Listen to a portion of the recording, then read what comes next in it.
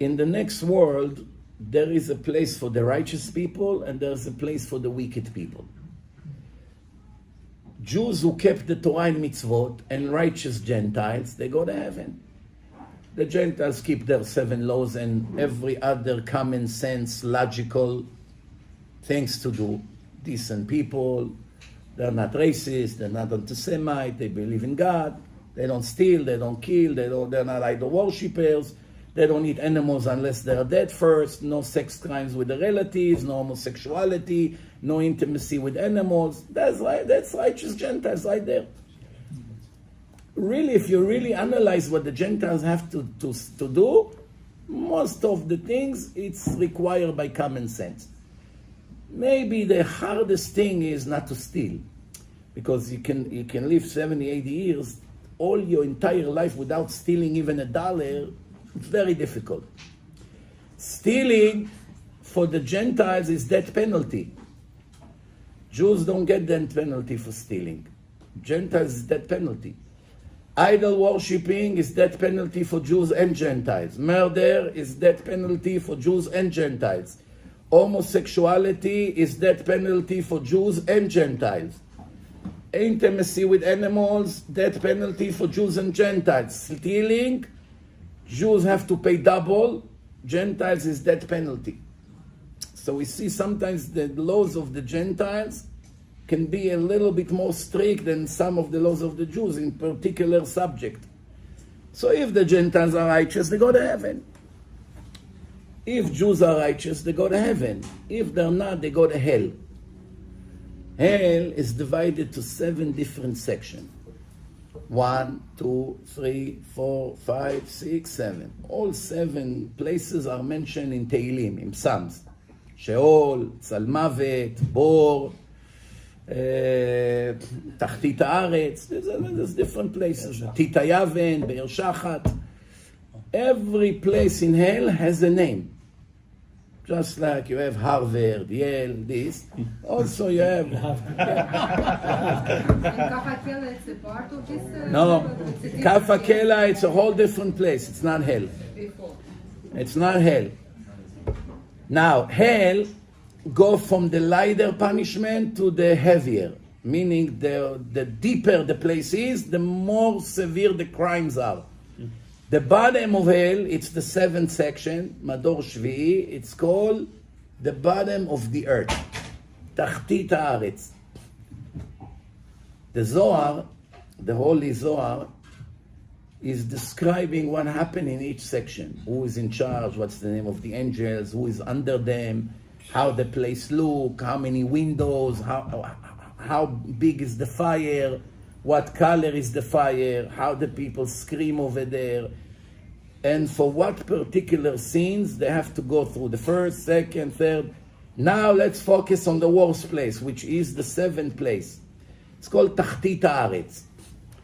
People that go there never ever come out of there for eternity. It's an eternal punishment. Now the question that right away comes to mind is, how can it be? How can it be? Even Hitler, Yimach Shemo, killed 50 million people. So you give him 1 million years in hell, 5 million years, 10 million years. Hashem knows how to calculate. At one point, he will finish to pay for the 50 million people. There has to be an end to the punishment. You owe 50 million people. You pay 1,000, 5,000, 10,000. 1,000 years. After 1,000 years, you finish to pay. But what happens if you owe 50 million and your interest in cash advance is 50% a year? So now this year you pay 1 million, but your interest brought the 50 million to 55 million.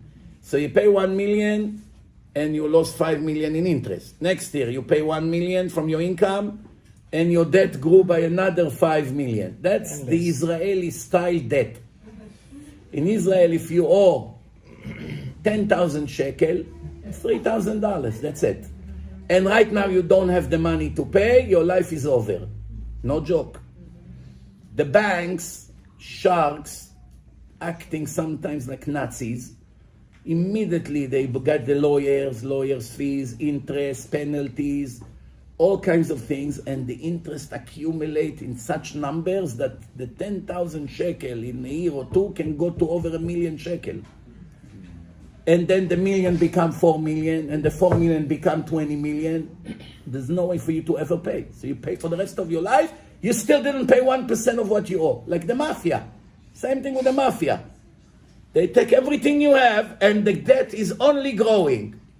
Okay, with the mafia, with the Israeli bank, they're not exactly righteous, but Hashem is righteous. How is it happening also with God? You get the question or no? כתוב, אל אמונה ואין עוול צדיק וישר הוא. Hashem is a fair judge. There is no corruption by his judgment. It's all precise, it's all honest, it's all pure. Everyone will get what they deserve, for good or for bad. So how can it be? I'll tell you how it works. Let's say you have one Jew that was in yeshiva, and you took him out of there. You convince him, what are you, fanatic? You learn Torah all day. Come on, Miami, enjoy the life. Look at the beach. Look at the color of the water. Look at all these pretty girls. What are you all day with the books? Who's going to look at you? Take off this beard. Fix this. Enough with all these things you do. What do you need this black hat for? You can be modern Orthodox. Datiloni. You can be Datiloni. Santa. All the friends, you know. Santa, Shmuli, Ephraim. All the clowns in my list. You can be one of them. So now, this guy is not strong character. Slowly, he became more modern, more. What happened? In the end, he married a fake convert, that she wasn't a real convert. She never accepted mitzvot. She's still a non-Jew. This guy had, 4 kids. All of them are not Jewish. And then he lives in illusion. He thinks he has kids. He put them in Jewish school. Plus, eventually they all became Chalalei Shabbat. Anyway, him, this, that. Now this guy died. The guy who took him out of yeshiva. Every sin that person committed goes to his account, because he was a tzaddik bachur yeshiva. So now this guy became Bernie Madoff. Stole 60 billion people from thousands of people. Yeshivot, schools, people lost their pension, widows lost all their money, their husband left them. 50,000 people became miserable. Kids became drug addicts. Family broke. People committed suicide. Yeshivas were closed down. Kids became Mechalelei Shabbat and married all kinds of things they're not allowed to marry. Who caused all of that? That one individual. So now, every year he's in hell, is paying for X amount of his sins, but the accumulation of what he left in the world is 100 times worse. So his punishment become worse every Rosh Hashanah.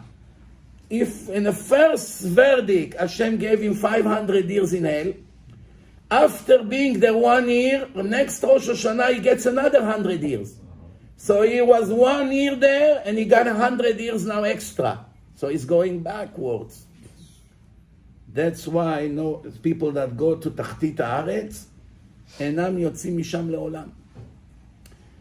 This is unbelievable. People don't understand what one transaction can do. And it's written clearly in Prophet Jeremiah. זה פסוק there. משלם לאדם כפרי מעלליו. I pay the human being based on the fruits of his actions, not based on his actions. Based on what came out from his actions.